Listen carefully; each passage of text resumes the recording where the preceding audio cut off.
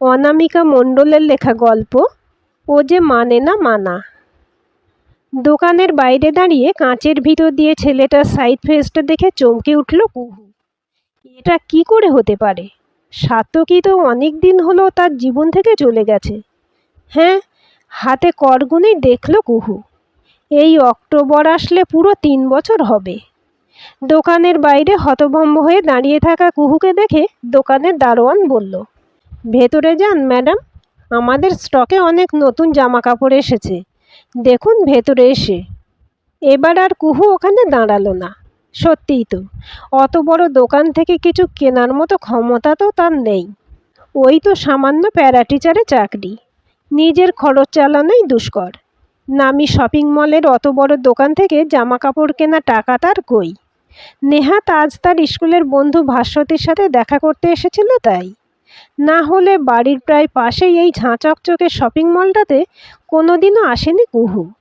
অনেকের কাছে উইন্ডো শপিংয়ের কথা শুনেছে, কিন্তু কিছু না কিনে দোকানে দোকানে ঘুরতে বড্ড লজ্জা লাগে ওর। দারোয়ানের কথায় চমকে উঠে দোকানের কাছ থেকে সরে আসে কুহু। এমন সময় দেখে দোকানের ওই ছেলেটি দরজা ঠেলে বাইরে বেরিয়ে আসছে। তাকাবো না ভেবেও ছেলেটির দিকে চোখ চলে যায় কুহুর। এত মিল আসে কি করে? এ তো পুরো সাত্তকী, শুধু সাত্তকীর থেকে একটু বেঁটে, গোঁপ আছে, আর গালের বাঁ দিকে একটা তিল। ছেলেটিকে দেখে শরীর অবশ হয়ে যায় কুহুর। ছেলেটা বোধহয় কিছুটা বুঝতে পারে, সামান্য একটু হেসে চলে যায়। ভারাক্রান্ত মন নিয়ে বাড়ি এসে সাত্তকীর ছবির সামনে দাঁড়ায় সে। শাড়ির আঁচল দিয়ে সাত্তকীর ছবিটা মুছতে মুছতে ভালোবাসার স্পর্শ ছোঁয় সারা ছবিতে। কেন যে তার সাথে এই ঘটনাটা ঘটল? খবরের কাগজে মাঝে মাঝেই পড়তো জঙ্গি হামলায় জওয়ান নিহত, কিন্তু সেই খবরটা নিজের জীবনে ঘটলে যে কেমন হয় সেটা সে প্রতিদিন বুঝতে পারছে। সাত্তকীর ছবিটা বুকে জড়িয়ে নিয়ে পুরনো স্মৃতিতে ডুবে যায় সে। ছোটবেলায় বাবাকে হারিয়ে দাদুর বাড়িতে মানুষ হয় কুহু। মা, দাদু আর সে নিজে, এই ছিল তাদের সংসার। পড়াশোনায় ছোটবেলা থেকেই ভালো ছিল সে। ইচ্ছে ছিল ইতিহাস নিয়ে গবেষণা করার, কিন্তু মাস্টার্সে ভর্তি হওয়ার পর হঠাৎ করেই কুহুর মা দুদিনের জ্বরে মারা যায়। একমাত্র সন্তানকে হারিয়ে কুহুর দাদুরও শরীর ভেঙে পড়ে। তিনি কুহুর বিয়ে দেওয়ার জন্য ব্যস্ত হয়ে যান। দাদুর এক বন্ধুর সাহায্যে আর্মিতে চাকুরে সাত্তকীর সাথে কুহুর বিয়ে ঠিক হয়। ওই এমএ পড়তে পড়তে কুহুর বিয়ে হয়ে যায়। বিয়ের রাতে কুহু সাত্তকীকে বলে সে পড়াশোনা করতে চায়। কুহুর প্রস্তাবে সাত্তকী রাজি হয়ে যায়। তার সাথে এও বলে যতদিন না কুহুর পড়াশোনা শেষ হচ্ছে ততদিন কুহু তার দাদুর কাছেই থাকবে। অপ্রত্যাশিত এই প্রাপ্তিতে সাত্তকীকে বড় আপন বলে মনে হয় কুহুর। সে রাতে সে নিজেকে উজাড় করে সাত্তকীর ভালোবাসার বন্ধনে আবদ্ধ হয়। স্বপ্ন স্বপ্ন ভালোবাসা মাখানো দিনগুলো খুব তাড়াতাড়ি শেষ হয়ে যায়। কর্মক্ষেত্রে যাওয়ার আগে সাত্তকী নিজের বাড়ির আপত্তি অগ্রাহ্য করে কুহুকে ওর দাদুর কাছে দিয়ে আসে। দেখতে দেখতে কুহুর এমএ পরীক্ষা হয়ে যায়। পরীক্ষা শেষ হওয়ার কদিন পরই সাত্তকী বাড়ি আসবে বলে কুহুকে জানায়। কুহুর জীবনে আবার বসন্তের দক্ষিণা বাতাস বইতে থাকে। সে ঠিক করে এবার সাত্তকী এলে তাদের বিলম্বিত হানিমুনটা সেরে ফেলবে। কিন্তু সাত্তকী রাজি হয় না। সে বলে, সৈনিকের জীবন আমার, তোমাকে নিয়ে মধুচন্দ্রিমায় যাওয়ার আগে আমাদের ভালোবাসার বাসাটা বানিয়ে নিই। কুহু ঠিক বুঝতে পারে না। তখন সাত্তকী কুহুকে বুকের মাঝে টেনে নিয়ে বলে, তোমার সাথে একান্তে ঘর বাঁধবো বলে আমি একটা ছোট্ট ফ্ল্যাট বুক করেছি। কদিনের মধ্যেই ওখানে গৃহপ্রবেশ করব। তাই এবার আর হবে না, সামনের বার আমরা বেড়াতে যাব। কুহু খুশিতে ঝলমেলিয়ে ওঠে। ফ্ল্যাটের গৃহপ্রবেশের দিন সাত্তকীর বাবা মা আসে। কুহু তাদের যত্ন করে তাদের আশীর্বাদ পেতে চায়, কিন্তু সাত্তকীর মা কুহুকে বলেন, তোমাকে আমি আশীর্বাদ নয়, অভিশাপ দিচ্ছি। আমার ছেলেকে তুমি আমার থেকে আলাদা করে নিয়ে এলে, তুমি কোনোদিনও সুখী হবে না। কুহুর বুক কেঁপে ওঠে। রাত্রিবেলা সাত্তকীকে সে কথা বললে সাত্তকী বলে, ভাগ্যে যা আছে তাই হবে কুহু, তবে আমাকে একটা কথা দাও, তুমি কোনোদিনও এই ফ্ল্যাট ছেড়ে কোথাও যাবে না। এই ফ্ল্যাটটা আমি তোমার নামে কিনেছি। কথাগুলো শেষ করে কুহুকে বুকে চেপে ধরে সাত্তকী। নতুন ফ্ল্যাটে কুহু আর সাত্তকী ভালোবাসায় মাখামাখি কতগুলো রঙিন দিন কাটানোর পর সাত্তকী তার কর্মক্ষেত্রে চলে যায়। এর কিছুদিন পর কুহুর মাস্টার্সের রেজাল্ট বের হয়। কুহু খুব ভালো রেজাল্ট করে। সাত্তকী খুশি হয়ে জানায় সে পুজোতে আসছে। সেই সময় তারা তাদের বিলম্বিত হানিমুন সারবে। কুহু খুশিতে দিন গুনতে থাকে। কিন্তু মহালয়ার ভোরে কুহু সাত্তকীর মৃত্যু সংবাদ পায়। পুজোর দিনে সবাই যখন আনন্দে রঙিন হয়ে উঠেছিল, তখন কুহুর জীবনে সব রং মুছে যায়। সাত্তকীর মৃত্যুর পর সাত্তকীর অফিস থেকে পাওয়া সব টাকাই ওর বাবা মা নিয়ে নেয়। এমনকি সাত্তকীর ভাইও এখন সাত্তকীর চাকরিটা করে। তাও কুহুর পাওনা পেনশনের টাকাটা সাত্তকীর মা এসে মাসের প্রথমে নিয়ে যান।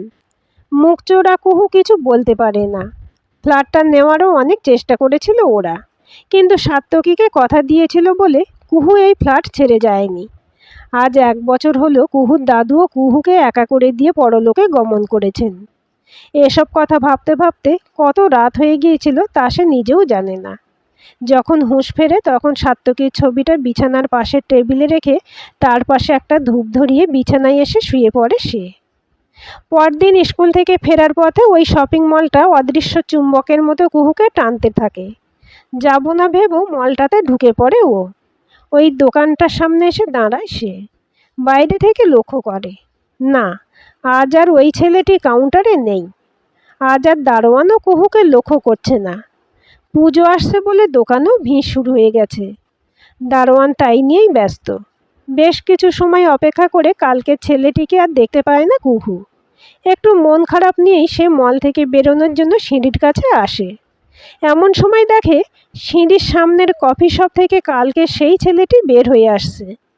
কুহু আবার কালকের মতো অবাক চোখে ওই ছেলেটির দিকে তাকিয়ে থাকে। ছেলেটি আবার কুহুর দিকে তাকিয়ে হেসে চলে যায়। পরপর কয়েকদিন রোজই কুহু শপিং মলে যেতে থাকলো আর ওই ছেলেটিকে দেখতে লাগলো। একদিন বেশ কিছুক্ষণ দাঁড়িয়ে থেকে ওই ছেলেটিকে না দেখে কুহু ওই জামা কাপড়ের দোকানটায় ঢুকে এটা ওটা দেখতে থাকে। এমন সময় দোকানের এক কর্মচারী এসে বলে, ম্যাডাম, আমাদের স্যার কদিনের জন্য বাইরে ছবি তুলতে গেছেন। উনি যে থাকবেন না সেটা আপনাকে বলতে বলে গেছেন। কথাগুলো শেষ হবার আগেই লজ্জায় লাল হয়ে যায় কুহু। দৌড়ে দোকান থেকে বেরিয়ে যায় সে। বাড়ি এসে কান্নায় ভেঙে পড়ে কুহু। সাত্তকীর ছবিকে আঁকড়ে ধরে ভাবে, কি বোকা সে। একই রকম দেখতে হলেই কি মানুষটা এক হয়? তার সাত্তকী এই পৃথিবীতে আর কোথাও নেই। কেন যে সে এটা বুঝতে পারে না? ছেলেটা কত খারাপ ভাবলো ওকে। লজ্জায় সিঁটিয়ে যায় কুহু। এরপর কটা দিন গেছে। আজ থেকে কুহুর স্কুলে পুজোর ছুটি। সাত্তকীর মৃত্যুর পর পুজোর দিনগুলো ঘরবন্দি হয়েই থাকে সে। স্কুল থেকে বাড়ি ফেরার পথে দেখে ওই ছেলেটি আসছে। কুহুকে দূর থেকে দেখে একগাল হেসে হাত দেখিয়ে দাঁড়াতে বলে সে। কুহু লজ্জায় আরক্ত হয়ে ওঠে। এমন সময় উল্টো দিক থেকে একটা রিক্সা আসতে দেখে তাতে চড়ে সে বাড়িতে চলে আসে। ঘরে ঢুকে সবে একটু বসেছে, এমন সময় কলিং বেলের আওয়াজ। উঠে গিয়ে দরজা খুলে দেখে ওই ছেলেটি। কুহুকে সে বলল, ভেতরে আসতে পারি? কুহু একটু ঘাবড়ে গিয়ে বলল, কেন? তখন ছেলেটি বলল, ভয় নেই, আমি আপনার কোনো ক্ষতি করব না। আমাকে প্লিজ ভেতরে আসতে দিন। কুহু আর না করতে পারল না। ভেতরে এসে ছেলেটি কুহুকে বলল, আমি নীলেশ ত্রিপাঠী। হ্যাঁ, আমার নামটাই কেবল অবাঙালি। আমরা 3 পুরুষ ধরে কলকাতার বাসিন্দা, তাই বাংলা আমাদের মর্যায়। কথাগুলো বলে হাসতে থাকে ছেলেটি। সেই দেখে কুহু বলে, আপনি কি বলতে চান? নীলেশ এবার কুহুর দিকে পূর্ণ দৃষ্টিতে তাকায়। তারপর বলে, ম্যাডাম, আমি জানি আপনি কেন আমায় দেখতেন। এবার কুহু একটু অপ্রস্তুত হয়ে পড়ে। নীলেশ আর কোনো কথা না বলে সাত্তকী ছবিটার দিকে এগিয়ে যায়। টেবিলের সামনে দাঁড়িয়ে সাত্তকীর ছবিটার দিকে তাকিয়ে বলে, খুব মিল না আমাদের দুজনের? নীলেশ ছবির দিকে তাকিয়েই বলতে থাকে, জানেন ম্যাডাম, সাত্তকীদার সাথে এই মিলটার জন্যই সবাই আমাদের 2 ভাই বলতো। সাত্তকীদাও খুব ভালোবাসতো আমায়। আমার পড়াশোনায় একদম মাথা ছিল না, আর সাত্তকীদা ছিল খুব ভালো ছাত্র। দাদা আমাকে কত পড়িয়েছে ছোটবেলায়। মাত্র 2 বছরের ছোট ছিলাম আমি।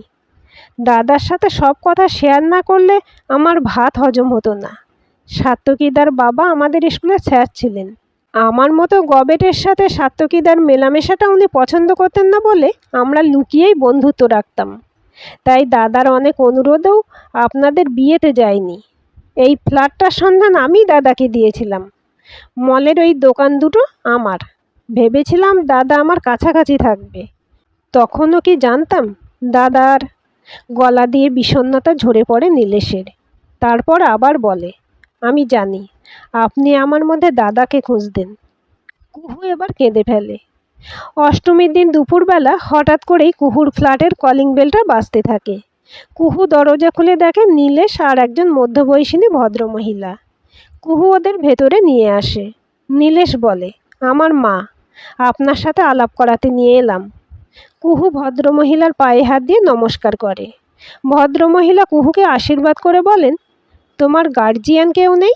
আমার একটু কথা ছিল তার সাথে। বিষণ্ণ মুখে কুহু বলে, না মাসিমা, এই পৃথিবীতে আমার নিজের বলে আর কেউ নেই। একান্ত নিজের যে ছিল সে অনেক দিন আগেই আমাকে একা করে চলে গেছে। বলে সাত্তকী ছবির দিকে তাকায় কুহু। সেই দেখে নীলেশের মা বলেন, আমি সব জানি, সাত্তকীকে আমিও খুব ভালোবাসতাম। ওনার স্বর ভারী হয়ে আসে। তারপর উনি কুহুকে ওনার পাশে বসিয়ে বলেন, তাহলে তোমার সাথেই আমি কথাগুলো বলি। কুহু একটু চুপ করে থেকে বলে, বলুন। নীলেশের মা কুহুর হাত দুটো চেপে ধরে বলেন, শোনো, তোমাকে আমার ছেলে পছন্দ করেছে। একা একা এভাবে তো আর জীবন কাটানো যায় না। তোমাকে আমি আমার ছেলের বউ করতে চাই। তুমি সময় নিয়ে ভাবো, তারপর উত্তর দিও। কুহু হাতটা ছাড়িয়ে নিয়ে বলে, ভাবার দরকার নেই মাসিমা, আমি সাত্তকীকে ভালোবাসি।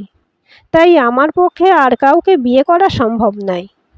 হ্যাঁ, ওদের চেহারায় মিল দেখে আমি দুর্বল হয়ে পড়েছিলাম। কিন্তু চেহারায় মিল হলেই তো মানুষ দুটো এক হয়ে যায় না, এটা আমি বুঝি। নীলেশের মুখে কালো মেঘের ছায়া পড়ে, আর কথা না বাড়িয়ে মাকে নিয়ে চলে যায়। এর বেশ কিছুদিন পর এক সকালে স্কুলে যাওয়া তারায় আলমারি খুলতে গিয়ে একটা প্যাকেট কুহুর পায়ের কাছে পড়ে। কুহু তুলে দেখে নীলেশের মায়ের উপহার দেওয়া শাড়িটা। সেদিন নীলেশের মাকে ফিরিয়ে দিলেও ওনার উপহারটা ফেরাতে পারেনি কুহু। অনেক দিন পর নীলেশের কথা আবার মনে পড়ে মনটা একটু হলেও চঞ্চল হয়ে উঠল ওর। সেদিনই স্কুল থেকে ফেরার পথে কুহু দেখে নীলেশের দোকানের সেই কর্মচারী কোথায় যেন হন্তদন্ত হয়ে যাচ্ছে। কি মনে হতে কুহু ওকে ডাকলো। তখন ছেলেটি ওকে বলল, আমাদের স্যার খুবই অসুস্থ। ওনার ওয়াইল্ড লাইফ ফটো তোলার শখ আছে। ছবি তুলতেই এবার একটা দুর্গম জঙ্গলে যান উনি। আর ওখানে গিয়ে মশার কামড় খেয়ে খুব খারাপ রকম জ্বর হয়েছে ওর। বাঁচবে কিনা ঠিক নেই। কুহুর পায়ের তলা থেকে মাটি সরে যায়। একটু ধমক দিয়েই বলে, কেন বাঁচবে না, ঠিক বাঁচবে। ছেলেটি বলে, অনেকে ওকে বারণ করেছিল, কিন্তু কারোর কথা শোনেনি। কুহু কোন হাসপাতালে নীলেশ আছে তা জেনে নিয়ে পাগলের মতো দৌড়তে থাকে। আজ 3 দিন হয়ে গেল কুহু হাসপাতালের করিডরে একভাবে বসে আছে। খাওয়া ঘুম কোনো কিছুরই অনুভূতি নেই ওর। খালি দু চোখ দিয়ে জল গড়িয়ে পড়ছে। নীলেশের মা এসে কুহুর মাথায় হাত বুলিয়ে দিয়ে বলেছেন, ভয় পাস না, তোর এই ভালোবাসাই আমার ছেলেকে মরণের ঘর থেকে ফিরিয়ে আনবে। আমার ভরসা আছে ঈশ্বরের প্রতি। কিন্তু কুহুর মন মানেনি। ভালো তো সে সাত্তকীকেও বাসত, কিন্তু থাকলো কি সে? আর সে ভরসা করে না কোনো কিছুতেই। মনে মনে এই কথাগুলো ভেবেই চোখের জল ফেলছিল সে। এমন সময় নার্স এসে জানায় নীলেশের জ্ঞান এসেছে, ওর ফাঁড়াও কেটে গেছে। কুহু দৌড়িয়ে নীলেশের বেডের কাছে যায়। নীলেশের চোখ তখনও বন্ধ। কুহু গিয়ে নীলেশের কপালে হাত দিলে নীলেশ চোখ খোলে। কুহু জিজ্ঞাসা করে, কেমন আছো? নীলেশ বলে, জমে নিল না আমায়। কুহু নীলেশের ঠোঁটে আঙুল দিয়ে চেপে ধরে, তারপর কান্নায় ভেঙে পড়ে। নিজেকে একটু সামলে নিয়ে কুহু বলে, কি করব বলো? সাত্তকীকে কথা দিয়েছি যে ওই ফ্ল্যাট ছেড়ে যাব না। কি করে তোমাকে বিয়ে করে তোমার বাড়ি যাই বলো? নীলেশ অতি কষ্টে বলে, দাদাকে দেওয়া কথার খেলাপ করলে আমি সব থেকে বেশি কষ্ট পাবো কুহু। তুমি ওখানেই থাকবে। আর দাদার জন্য যে জায়গাটা তোমার মনে আছে সেটা যেন সবসময় একই রকমই থাকে। সেখানে আমার কোনো অধিকার নেই। শুধু তার পাশে যদি একটু জায়গা আমাকে দাও, না হয় বন্ধু হিসেবেই সারা জীবন থাকবো। স্বামীর অধিকারের দরকার নেই। দেবে একটু জায়গা তোমার মনে? এতগুলো কথা একসাথে বলে হাঁপাতে থাকে নীলেশ। কুহু নীলেশের দুর্বল হাতটা নিজের হাতে নিয়ে বলে, দেব। একবার নিজের ভালোবাসা হারিয়েছি, আর হারাতে চাই না। নীলেশের রোগক্লিষ্ট মুখে হাসির আভাস ছড়িয়ে পড়ে। আস্তে আস্তে বলে, পাগলি, তোমার সাথে একসাথে বুড়ো হতে চাই। আজকের গল্পটি কেমন লাগলো কমেন্ট করে জানাবেন। ভালো লাগলে লাইক, হাইপ, শেয়ার করবেন। আর চ্যানেলটি সাবস্ক্রাইব করে বেল আইকনটি ক্লিক করে রাখতে ভুলবেন না।